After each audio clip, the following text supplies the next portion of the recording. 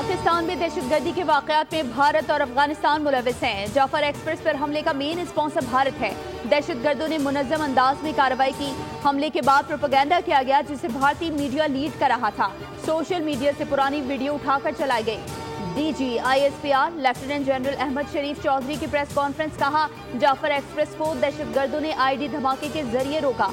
एक ग्रुप ने बच्चों और औरतों को ट्रेन के अंदर रखा, बाकी मुसाफिरों को दहशतगर्दों ने बाहर बिठा लिया। सिक्योरिटी फोर्सेस की कार्रवाई से बेशतर दहशतगर्दों को भागते भी देखा गया। ज़रार कंपनी ने खुदकुश हमलावरों को महारत से मारा। दहशतगर्दों का इंसानियत, बलोचियत, इस्लाम और पाकिस्तान से कोई ताल्लुक नहीं।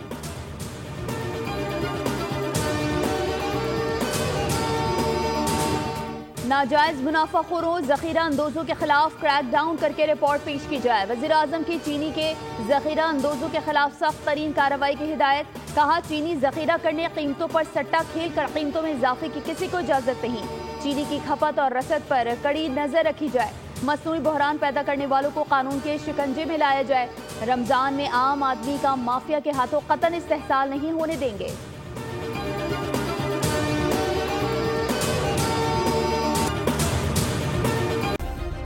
सब्सक्राइब करें और बेल दबाएं ताकि कोई खबर रह न जाए।